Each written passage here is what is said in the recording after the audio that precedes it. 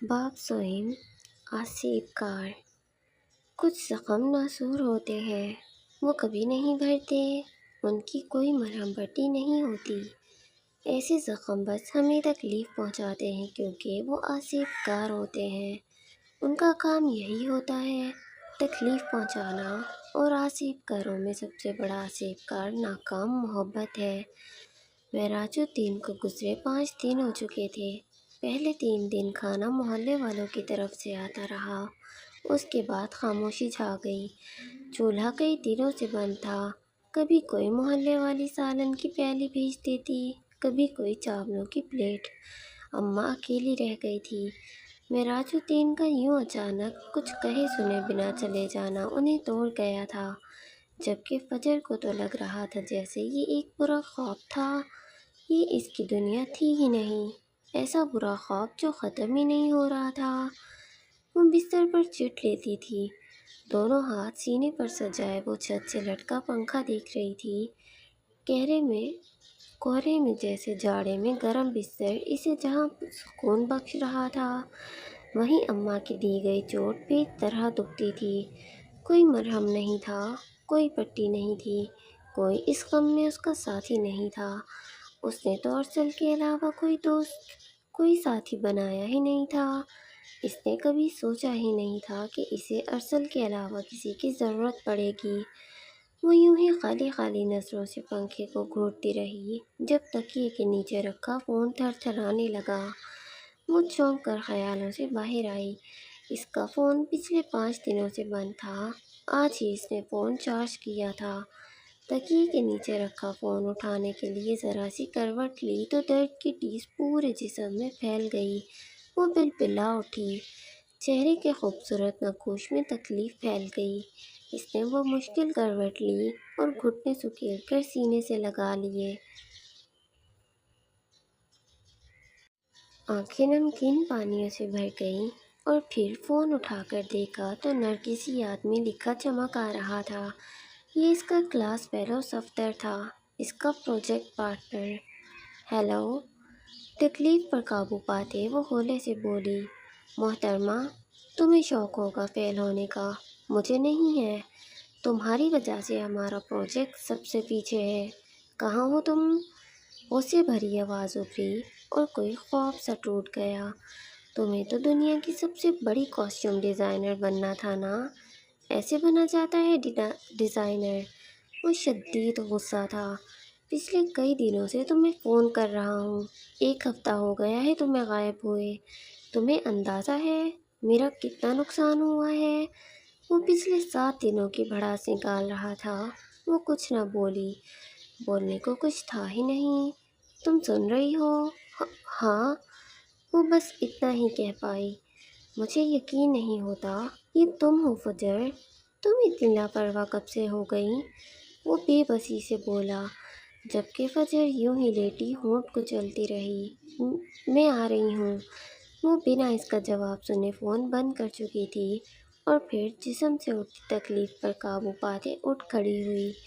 وہ ارسل کے لیے اپنا خواب چھوڑ دینے کو تیار تھی، پر اب وہ نہیں تھا تو خواب سہی، اسے اب خواب ہی پورا کرنا تھا۔ وہ بستر سے اٹھی، بال جوڑے میں باندھ لیے، بیڈ پر بیٹھتے جھک کر بند جوتے پہننے لگی تو منہ سے درد کی کراہ نکل گئی۔ اس کی کمر، اس کی ہڈیاں بلبلا رہی تھیں۔ تکلیف کو دباتے وہ جوتے پہن کر چادر لپیٹتی بیگ اٹھائے کمرے سے باہر نکل آئی۔ اب اسے فرق نہیں پڑتا تھا کہ وہ کیسی دکھتی تھی۔ وہ جس کے خیالوں سے خود کو سجاتی تھی وہ اب نہیں تھا۔ باہر نہ ہموار صحن میں چٹائی بچھائے اماں محلے ہی کی چند عورتوں کے ساتھ گٹھلیاں پڑھ رہی تھیں۔ دیکھ، باپ کی موت کے بعد فجر آج نظر آئی ہے، اسے دیکھ کر ہی تبصرہ کیا گیا۔ اماں سن چکی تھی پر یوں ہی بیٹھی رہی، وہ جیسے فجر سے سارے تعلق توڑ چکی تھی، جیسے وہ اس کی بیٹی تھی ہی نہیں۔ فجر نے بھی ان پر دھیان نہیں دیا۔ اس گھر سے، اس محلے سے اسے نکلنا تھا اور اس کے لیے ضروری تھا کہ وہ اپنے اس خواب کو پورا کرتی جو اس نے خوشی خوشی دیکھا تھا۔ شاید ایسے ہی تکلیف میں کچھ کمی آ جاتی۔ وہ تیز تیز چلتی گھر کا ٹوٹا پھوٹا گیٹ کھول کر باہر نکل گئی۔ آج دھوپ نکلی تھی لیکن سردی کی شدت مزید بڑھ گئی تھی، کیونکہ دھوپ کے ساتھ ساتھ ٹھنڈی ہوا بھی چل رہی تھی۔ وہ کسی روبوٹ کی طرح چلتی جا رہی تھی۔ گلی سے گزرتے محلے کے چند لوگوں نے اسے ترہم بھری نظروں سے دیکھا۔ وہ ان نظروں سے واقف تھی اور اسے یہ نظریں گولی کی طرح چبھتی تھیں۔ اسے ان نظروں سے خود کو چھڑانا تھا۔ اسے یتیم مسکین نامی عنوان سے باہر نکلنا تھا، اور اس کے لیے ضروری تھا کہ وہ کیا جاتا جو اس نے سوچ رکھا تھا۔ تمہیں کیا لگتا ہے، بیٹی ہوگی یا بیٹا؟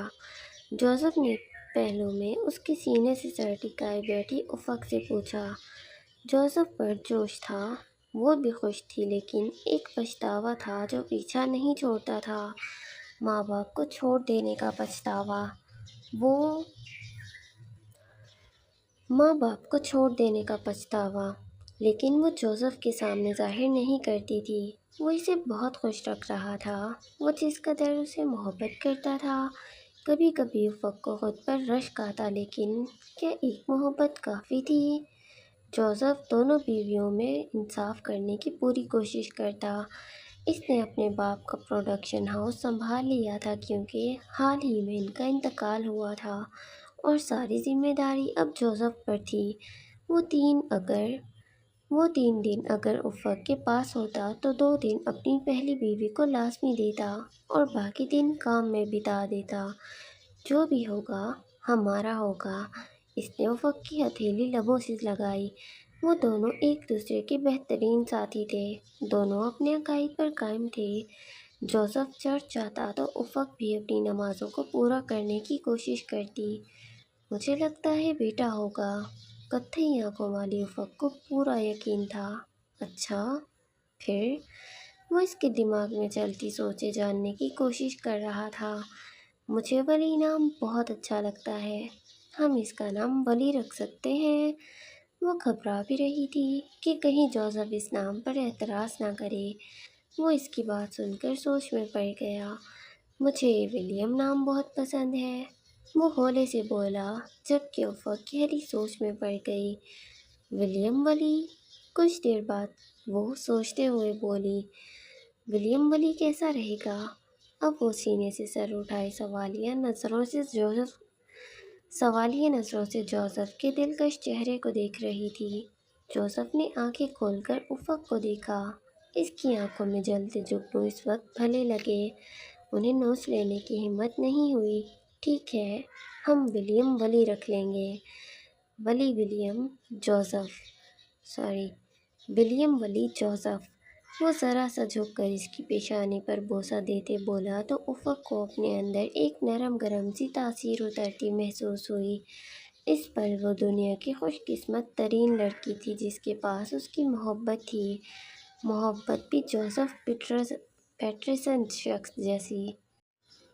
وہ ڈپارٹمنٹ میں صفدر کے ساتھ بیٹھی تھی اور صفدر حیرت سے فجر کو دیکھے جا رہا تھا۔ یہ وہ فجر تو نہیں تھی جس کی ایک نظر ہلچل مچا دیتی تھی۔ سفید صوف میں لپٹی چادر لیے یہ فجر معراج جانے کون تھی؟ صرف صفدر ہی نہیں، باقی کلاس فیلوز بھی اسے دیکھ کر حیران ہوئے تھے۔ وہ 1 ہفتہ غائب رہی تھی اور جب واپس لوٹی تو بالکل بدل گئی۔ تم ٹھیک ہو؟ وہ اب پریشانی سے پوچھنے لگا۔ ہاں میں ٹھیک ہوں، وہ بس اتنا ہی کہہ پائی۔ گھر میں سب ٹھیک ہے نا؟ کچھ تو غلط تھا، وہ ٹھیک نہیں لگ رہی تھی۔ ابا نہیں رہے، عام سے لہجے میں کہتی فجر صفدر کو ساکت کر گئی۔ وہ اب فون نکالے سوشل میڈیا دیکھ رہی تھی، جیسے اسے فرق ہی نہ پڑتا ہو۔ ارسل کو اس نے ہر جگہ سے بلاک کر دیا تھا، یہاں تک کہ اس نے اپنا نمبر بھی بدل لیا تھا۔ یونیورسٹی آتے ہوئے وہ نئی سم لائی تھی۔ معذرت، مجھے پتہ نہیں تھا، وہ اب پشیمانی سے کہنے لگا، جبکہ نظریں فجر کے چہرے پر جمی تھیں جو سرد اسپاٹ تھا۔ اس کا باپ مر گیا تھا، اب پتہ چلا تھا اس کی حالت ایسی کیوں تھی۔ معذرت کی ضرورت نہیں ہے نرگسی آدمی، ان کا وقت یاد آ گیا تھا۔ ہر ایک کا وقت آنا ہے۔ کتنا عام سا لہجہ تھا، ان کا وقت آ گیا تھا، ہر ایک کا وقت آنا ہے۔ کتنا عام سا لہجہ تھا، جیسے مرنے والا اس کا نہیں کسی اور کا باپ ہو۔ کئی لمحے خاموشی چھائی رہی، صفدر کو سمجھ نہ آیا کیا بولے۔ فجر پہلے بھی کسی کو منہ نہیں لگاتی تھی، لیکن ہنسنا مسکرانا اور لڑکوں کے دل پر بجلی گرانا اسے خوب آتا تھا۔ پر اب تو وہ جیسے ہنسنا بھول ہی گئی تھی۔ آج آخری دن ہے، سب اپنا پروجیکٹ آئیڈیا پیش کرنے والے ہیں، سب ریڈی ہیں۔ تم بتاؤ ہم کیا پیش کریں گے؟ میرے دماغ میں تو کچھ ہے ہی نہیں۔ اگر آج ہم نے آئیڈیا نہیں پیش کیا تو ہمارا سال ضائع ہو سکتا ہے۔ وہ پریشان تھا۔ ان کی یونیورسٹی ملک کی مہنگی ترین اور مشہور یونیورسٹی تھی، اور اس بار وہ ملک کے نامور ڈیزائنرز کو جیوری کے طور پر بلا رہے تھے۔ جوری کے نام اور اس بار وہ ملک کے نامور ڈیزائنرز کو جیوری کے طور پر بلا رہے تھے۔ یہ ایک سنہری موقع تھا اسٹوڈنٹس کے پاس کہ وہ اپنا ٹیلنٹ دکھاتے اور بدلے میں انہیں چن لیا جاتا۔ وہ سیدھا کسی بڑی فیشن ڈیزائنر کمپنی کا حصہ بن سکتے تھے۔ صفدر پریشان تھا، جبکہ موبائل کی اسکرین پر پھسلتی فجر کی انگلیاں ساکت ہو گئیں۔ وہ ارسل تھا، ارسل برہان گردیزی، اپنے باپ کے ساتھ کھڑا تھا۔ اس کی کل منگنی ہوئی تھی، اور جس بڑے پیمانے پر منگنی کی رسومات ادا کی گئی تھیں، وہ خبر پورے سوشل میڈیا پر گردش کر رہی تھی۔ اس کا ہاتھ کانپ اٹھا۔ محبوب کو کسی اور کا ہوتے دیکھنا سب سے دردناک لمحہ ہوتا ہے۔ دل سکڑ کر پھیلا تھا۔ وہ یوں ہی خالی خالی نظروں سے مسکراتے ارسل کو دیکھتی رہی۔ اس کے نام کی انگوٹھی فجر کو پہننی تھی، اس کے نام کے ساتھ اپنا نام جوڑنا تھا۔ اسے لگ رہا تھا سب ٹھیک ہو گیا تھا۔ ارسل آیا اور چلا گیا۔ وہ ولیم سے نکاح کر کے سب کو تکلیف پہنچا کر اپنا بدلہ لے چکی تھی، لیکن یہ کون سی تکلیف تھی جو اسے سانس نہیں لینے دے رہی تھی؟ وہ بھول گئی تھی آصف کار اتنی جلدی پیچھا نہیں چھوڑتے۔ وہ یوں ہی دیکھے گئی۔ صفدر کچھ کہہ رہا تھا لیکن سنائی کہاں دے رہا تھا۔ اس کی سماعت میں ارسل کے تمام وعدے گونج گئے۔ اگر منگنی ایسی تھی تو شادی کیسی ہوگی؟ لوگ 27 سے تبصرے کر رہے تھے۔ اس کی دلہن تو فجر کو بننا تھا نا، تو کیا وہ کسی اور لڑکی کے ساتھ وہ سارے لمحات جیے گا جو اسے جینے تھے؟ آنکھیں پھر سے نم ہونے لگیں۔ کیا دیکھ رہی ہو فون میں تم سے بات کر رہا ہوں فجر۔ صفدر نے اس کا فون جھپٹا اور وہ جیسے کسی ٹرانس سے نکلی، اپنے سامنے بیٹھے صفدر کو دیکھا۔ بتاؤ کیا کریں گے ہم آج؟ کوئی آئیڈیا دو۔ کئی لمحے وہ پریشان سے صفدر کو دیکھتی رہی اور پھر بے ساختہ بولی، برائڈل گاؤن۔ وہ ہولے سے بڑبڑائی، کیا؟ Bridal gown? یہ آئیڈیا بہت پرانا ہو چکا ہے فجر، کوئی ہمیں دیکھے گا بھی نہیں۔ وہ مایوس ہوا۔ کم از کم اسے فجر سے اتنے عام اور بیسک آئیڈیا کی توقع نہیں تھی۔ سب ہمیں ہی دیکھیں گے۔ وہ سیدھی ہو بیٹھی، گردن اکڑ گئی، تھوڑی اونچی کی، آنکھوں میں عزم تھا، دنیا جیت لینے کا عزم، ارسل برہان گردیزی سے زیادہ اونچائیاں چھونے کا عزم۔ صفدر کو ایک لمحے کے لیے وہ پرانی فجر معراج لگی، آگ لگا دینے والی فجر معراج۔ آنکھوں میں آئی نمی وہ اندر ہی پی گئی۔ تمہارے دماغ میں کل چل کیا رہا ہے فجر؟ وہ تھوڑا سا اس کی جانب جھکتے ہوئے راستانہ انداز میں پوچھنے لگا۔ فجر نے کھنکیوں سے اسے دیکھا اور پھر میز پر رکھے بیگ سے اپنی اسکیچ بک اور پینسل نکالی۔ اب وہ خالی صفحے پر تیزی سے کچھ اسکیچ کر رہی تھی، جبکہ صفدر بھویں سکیڑے اس کی تیزی سے چلتے ہاتھوں کو دیکھ رہا تھا۔ اس کے خوابوں کا محل ٹوٹ گیا تھا، کانچ بکھرا پڑا تھا جو تکلیف دہ تھا، اور اسے اب اسی ٹوٹے کانچ سے ایک نیا خواب بننا تھا۔ وہ خواب جسے صرف وہ نہیں بلکہ اس کے ساتھ پوری دنیا دیکھتی تھی، پوری دنیا جیتی تھی۔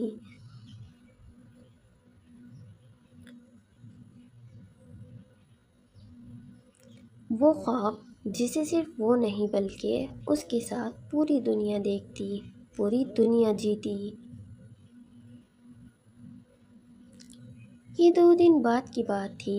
جارج واپس چلا گیا تھا جبکہ نینسی ابھی چھٹیوں پر تھی۔ ولیم پریکٹس کے لیے گیا تھا جبکہ وہ دونوں نسا کے کمرے میں تھیں۔ کرسمس آنے والی تھی اور جارج کرسمس پر واپس آ جاتا۔ وہ اور نسا آنے والے کرسمس کی پلاننگ کر رہی تھیں جب اچانک دروازے پر دستک ہوئی۔ آ جائیں۔ نسا کی آواز پر دروازہ کھلا۔ صوفی دروازے پر کھڑی تھی۔ مسٹر جوزف آپ کو بلا رہے ہیں۔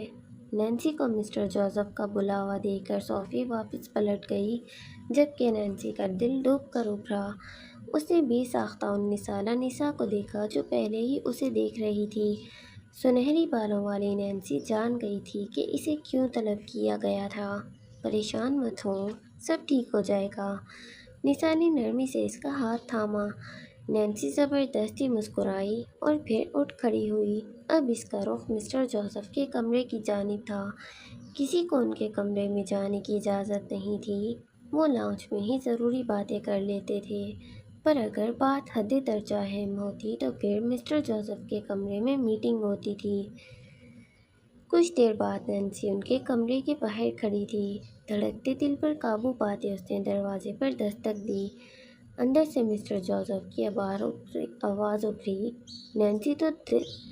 نینسی نے تو دھڑکتے دل کے ساتھ دروازہ کھولا۔ وہ قدم بڑھا کر اندر داخل ہو گئی۔ مسٹر جوزف کا کمرہ کھلا اور آرام دہ تھا۔ کمرے میں رکھے فرنیچر کا رنگ گہرا سیاہ تھا، پردے سرمئی تھے اور دیواروں کا رنگ ہلکا سرمئی تھا۔ وہ بیڈ کے مخالف دیوار کے سامنے کھڑے تھے۔ نینسی کی جانب ان کی پشت تھی۔ دیوار پر بہت ساری تصویریں ٹنگی تھیں، بچوں کے بچپن کی تصویریں۔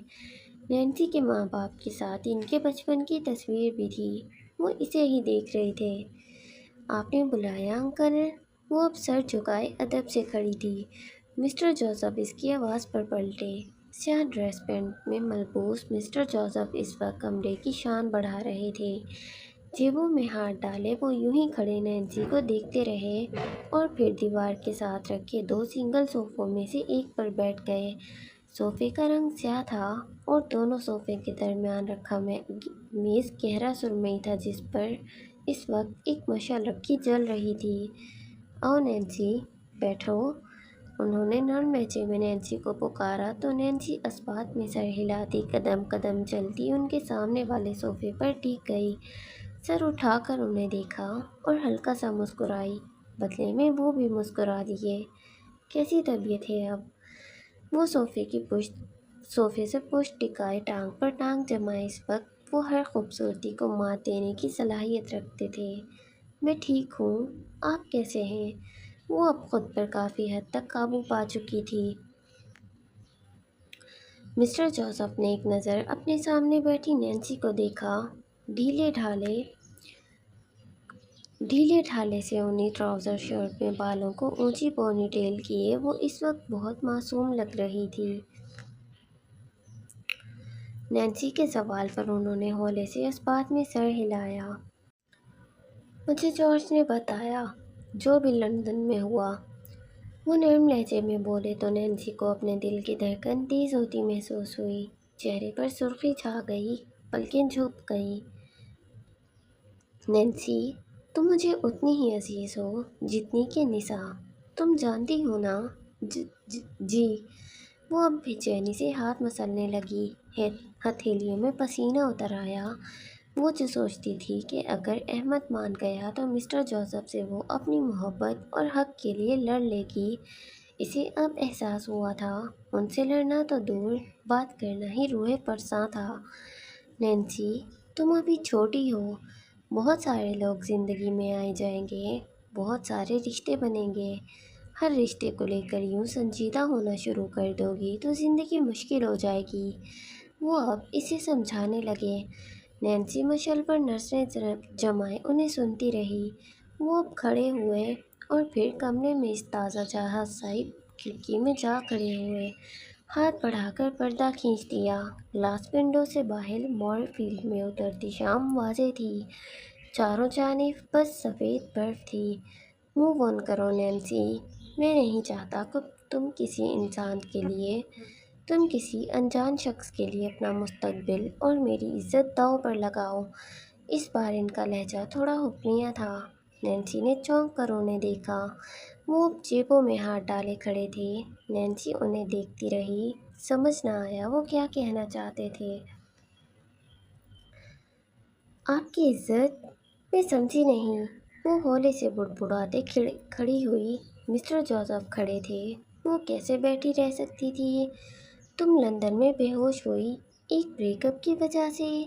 اگر یہ سب یہاں ایڈنبرا میں ہوا ہوتا اور میڈیا کو بھنک بھی پڑ جاتی تو جانتی ہو کیا ہوتا؟ ان کا لہجہ حد درجہ سنجیدہ تھا۔ نینسی کو اپنی ریڑھ کی ہڈی میں سنسناہٹ سی محسوس ہوئی۔ انکل! اس نے مسٹر جوزف کو بھی ساختہ پکارا۔ تم مجھے عزیز ہو نینسی، اور میں چاہتا ہوں تم محبت جیسی فضولیات پر فی الوقت دھیان نہ دو۔ اپنا کیریئر بناؤ۔ تمہارے لیے بہترین لڑکوں کی لائن لگ جائے گی۔ وہ جیسے حکم دے رہے تھے۔ نینسی کو سمجھ نہ آیا کیا بولے۔ اس بار کرسمس پارٹی جوزف پیلس میں منعقد ہو گئی۔ بہت سارے مہمان آئیں گے۔ تم نئے دوست بناؤ۔ اس لڑکی کو بھول جاؤ۔ اگر زیادہ مشکل ہو تو لندن مت جاؤ۔ یہاں ایڈنبرا میں ہی اپنی پڑھائی مکمل کرو۔ وہاں جانے کی ضرورت ہی نہیں ہے۔ نینسی تو ساکت رہ گئی۔ یہ ان کا فیصلہ تھا۔ وہ نینسی کی کم عمری کی محبت پر یقین نہیں کرتے تھے۔ ان کے لیے خاندان کی عزت اور حرمت ہر جذبے سے بڑھ کر تھی۔ یقیناً وہ ابھی یہ نہیں جانتے تھے کہ وہ لڑکا مسلمان تھا اور نینسی سے عمر میں کافی بڑا تھا، ورنہ وہ اور غضب ہو جاتا۔ میں لندن ضرور جاؤں گی، پر کوشش کروں گی آپ کو شکایت کا موقع نہ ملے۔ وہ سنجیدہ لہجے میں بولی تو مسٹر جوزف نے پلٹ کر اسے دیکھا۔ ان کے سامنے کھڑی نینسی اس وقت متضاد کیفیات کے زیر اثر تھی۔ ٹھیک ہے، ضرور جاؤ، پر جانے سے پہلے میری ایک شرط ہے۔ اس بار چونکنے کی باری نینسی کی تھی۔ میرے دوست البرٹ کو جانتی ہو؟ وہ سوالیہ نظروں سے اسے دیکھے گئے۔ نہیں۔ نینسی نے نفی میں گردن ہلائی۔ البرٹ میرا بچپن کا دوست ہے، ایک کامیاب ڈائریکٹر۔ وہ چاہتا ہے ہماری دوستی رشتہ داری میں بدل جائے۔ وہ اس کرسمس پر اپنی فیملی کے ساتھ آ رہا ہے۔ میں چاہتا ہوں تم ان کے بیٹوں سے اچھے سے پیش آؤ۔ نینسی بے یقینی سے انہیں دیکھے گئی۔ دوسرے لفظوں میں انہوں نے واضح کر دیا تھا کہ محبت کی شادی کی اجازت نہیں تھی۔ رشتے وہی کامیاب رہتے ہیں جو بڑوں کی باہمی رضامندی سے طے ہوں۔ محبت کی چاندنی بس 4 دن برستی ہے، اس کے بعد صرف اندھیرا ہی اندھیرا رہ جاتا ہے۔ وہ کہتے ہوئے رخ واپس کھڑکی کی جانب موڑ گئے۔ وہ اب پتہ نہیں کھڑکی کے اس پار کیا ڈھونڈ رہے تھے۔ نینسی یوں ہی کھڑی رہی۔ ٹھیک ہے انکل، میں کوشش کروں گی آپ کو شکایت کا موقع نہ ملے۔ کچھ دیر بعد اس کی مردہ سی آواز ابھری۔ مسٹر جوزف نے اپنی پرورش کی بڑی قیمت مانگی تھی۔ نینسی سر جھکا کر چلی گئی، جبکہ مسٹر جوزف نے گہرا سانس لیا۔ وہ جانتے تھے ان کے فیصلوں کے خلاف جانا اتنا آسان نہیں تھا۔ جوزف پیلس میں کرسمس کی رات جیسے پورا شہر امڑ آیا تھا۔ پہلی بار جوزف پیلس تک میڈیا کو رسائی ملی تھی۔ ڈھیروں کیمرہ مین وہاں موجود تھے۔ پیلس کے ہر زاویے سے تصویر لی جا رہی تھی۔ پورا جوزف پیلس اندر سے سجا ہوا تھا۔ کرسمس ٹری کے ساتھ ساتھ بہترین کھانے مہمانوں کے منتظر تھے۔ اور پھر کچھ ہی دیر بعد لمبی لمبی گاڑیاں پیلس کے باہر آ کر رکنے لگیں۔ ملازموں کی پوری فوج جمع تھی۔ مشہور مصنف، اداکار، فنکار اور چمکتے ستارے سب باری باری آ رہے تھے۔ محل کا نچلا حصہ بھر گیا تھا۔ نینسی کی سربراہی میں ہر چیز پرفیکٹ تھی، جبکہ اوپری حصے میں سب کنفیوز سے گھوم رہے تھے۔ سب سے زیادہ الجھا ہوا تھا جارج، جو ہر وقت مسٹر جوزف کو خوش کرنے کی کوشش کرتا رہتا تھا اور اس وقت بھی ڈرا ہوا تھا کہ کہیں کچھ غلط نہ ہو جائے۔ نینسی اپنے ہاتھوں سے نسا کو تیار کر رہی تھی۔ جوزف پیلس میں یہ پہلی تقریب تھی جہاں مشہور ستارے مدعو تھے۔ نسا اس تقریب کو لے کر بہت خوش تھی۔ ہلکے نیلے رنگ کی میکسی پہنے وہ سنڈریلا لگ رہی تھی، جبکہ جارج سرمئی بلیک 3 پیس پہنے ہوئے تھا۔ ڈیفالٹ پیس کو دیکھو ذرا۔ डिफ़ॉल्ट पीस, देखो ज़रा मैं कैसा लग रहा हूँ। वो सब विलियम के कमरे में जमा थे और विलियम की कनपटी की रगें फूली हुई थीं।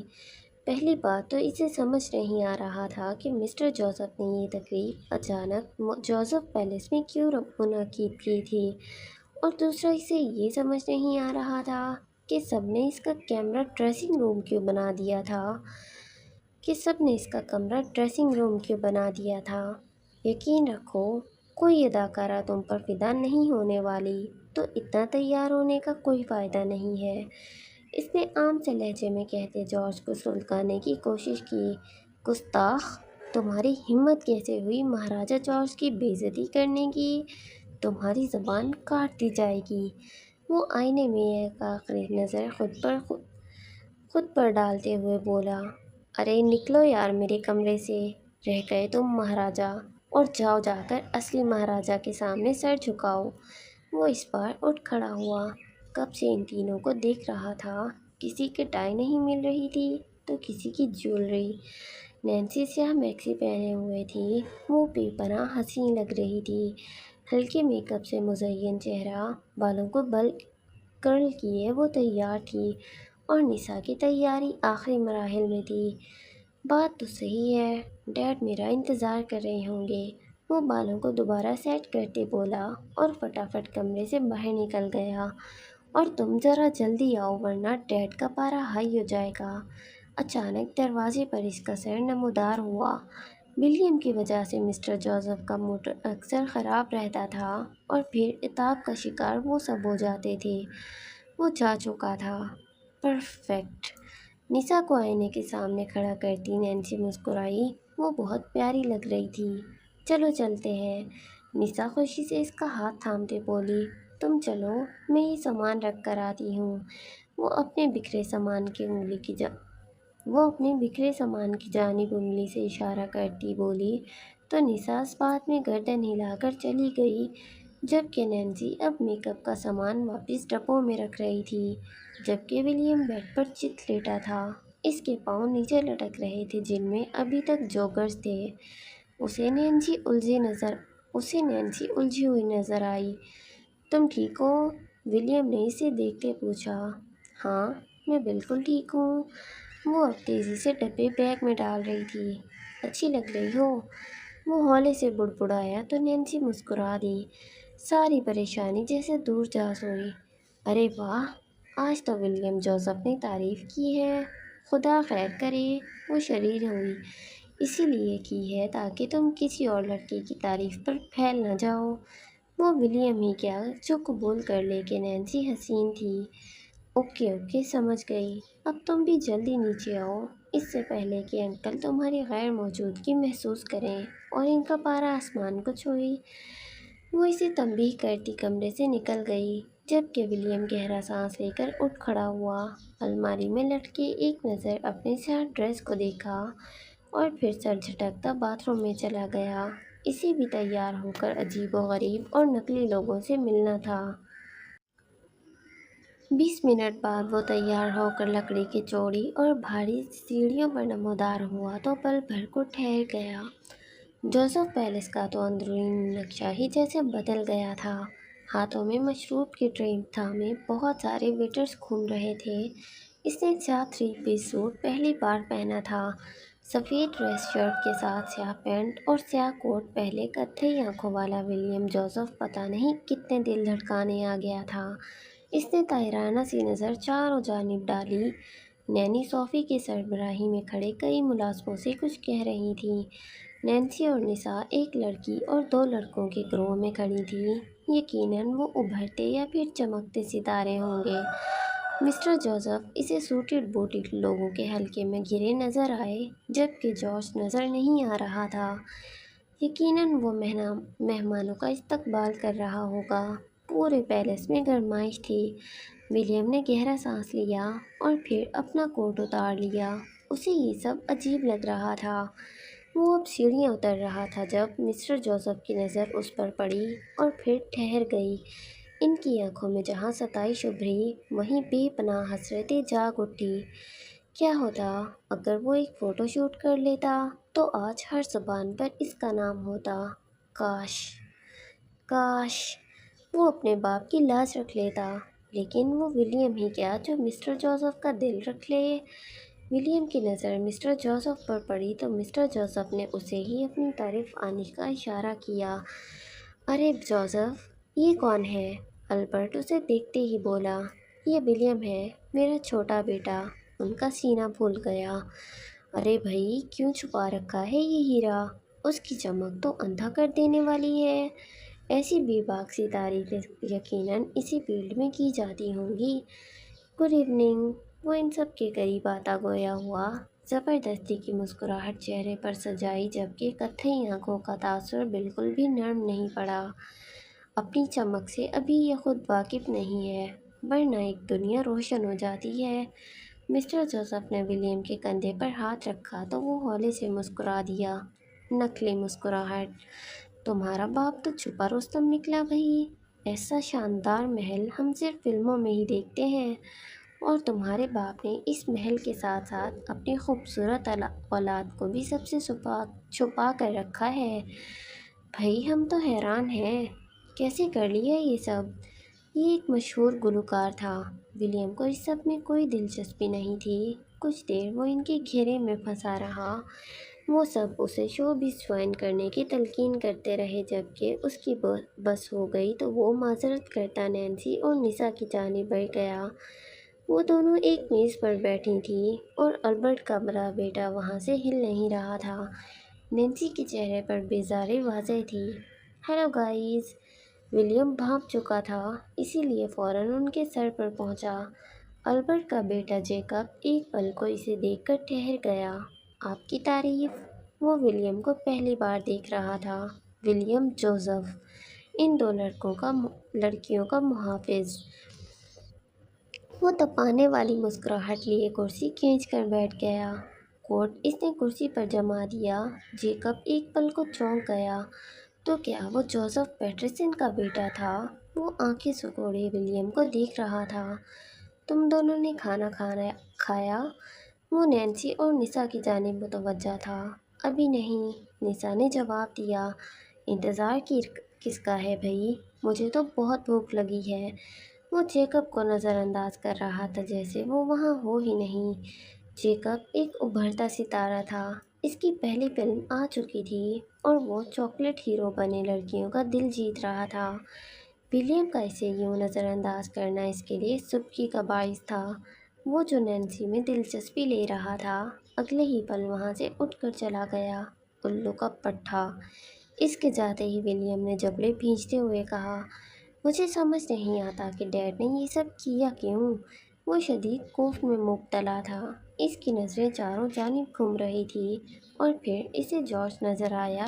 لڑکیوں کے گھیرے میں کھڑا وہ نقلی قہقہے لگا رہا تھا۔ گدھا ہی لگ رہا ہے۔ اس کے لبوں سے بھی ساختہ پھسلا، جبکہ نیسا اور نینسی اس کے چہرے کے بگڑے تاثرات پر کھلکھلا کر ہنس دی۔ کھانے کے دوران ولیم کئی حسین لڑکیوں کی نظروں کا مرکز بنا رہا۔ کئی دل اسے دیکھ کر دھڑک اٹھے تھے، مگر مجال ہے جو وہ نینسی اور نیسا سے دور ہٹا ہو۔ نہ خود کسی لڑکی سے ہیلو ہائی کی اور نہ کسی لڑکے کو ان کے قریب آنے دیا۔ میوزک اب دھیمے سروں میں بج رہا تھا۔ پیلس کی قداور کھڑکیوں سے گرتے برف کے گالے نظر آ رہے تھے۔ کچھ منچلے جوڑے اب ہاتھوں میں ہاتھ تھامے رقص کرنے لگے۔ جتنی نظریں ولیم پر تھیں، اس سے کئی زیادہ مسٹر جوزف پر تھیں۔ وہ اپنی سحر انگیز شخصیت لیے ہاتھ میں گلاس تھامے کھڑے تھے۔ وہ حدود رکھنا جانتے تھے۔ ان سے آدھی عمر کی لڑکیاں تک ان سے رشتہ بنانے کو تیار تھیں، لیکن مسٹر جوزف نے طے کر لیا تھا کہ اب ان کی زندگی میں کسی عورت کی کوئی جگہ نہیں تھی۔ نینسی نے ایک نظر مسٹر جوزف کو دیکھا اور پھر اپنے ساتھ بیٹھے ولیم کو۔ ولیم، تم یوں ہی بیٹھے رہے تو انکل خفا ہو جائیں گے۔ نینسی نے ولیم کی جانب جھکتے ہوئے کہا۔ تو کیا کروں؟ پلیٹ میں خود کو رکھ کر ان اداکاروں کو پیش کر دوں؟ وہ بگڑے مزاج لیے بولا۔ لیکن تمہیں کسی سے تو بات چیت کرنی چاہیے نا۔ وہ مسٹر جوزف کے ارادوں سے واقف تھی۔ وہ جانتی تھی کہ انہوں نے یہ تکلیف جوزف پیلس میں کیوں رکھی تھی، لیکن اگر وہ اپنی اور مسٹر جوزف کی باتیں ولیم کو بتا دیتی تو وہ طوفان کھڑا کر دیتا۔ اس سے پہلے وہ مزید کچھ کہتی، جیکب اچانک وارد ہوا۔ میرے ساتھ ڈانس کرو گی؟ اس نے اپنا ہاتھ نینسی کے سامنے کیا۔ ولیم کی بھویں سکڑ گئی۔ اس سے پہلے وہ کچھ کہتا، نینسی کی نظر مسٹر جوزف پر پڑی۔ وہ اسے ہی دیکھ رہے تھے۔ شور! وہ فوراً اٹھ کھڑی ہوئی اور ولیم حیران رہ گیا۔ جیکب اس کا ہاتھ تھامے اسے رقص کرتے چند جوڑوں کے درمیان لے گیا، جبکہ ولیم گہرے سانس لیتا خود کو نارمل کرنے لگا۔ جیکب کا ہاتھ نینسی کی کمر پر تھا۔ تم جانتی ہو میں آج یہاں کیوں آیا ہوں؟ اس نے جھکتے نینسی کے کان کے قریب سرگوشی کی۔ نہیں۔ نینسی کا چہرہ سرخ پڑ گیا۔ وہ غیر آرام دہ محسوس کر رہی تھی۔ ولیم کئی لمحے انہیں دیکھتا رہا، اور جب اس نے ایک چست لباس پہنے خود کو نمائش کرتی لڑکی کو اپنی جانب بڑھتے دیکھا تو وہ جھٹکے سے اٹھ کر ایک جانب بڑھ گیا۔ وہ لڑکی سستی کا احساس لیے کھڑی رہ گئی۔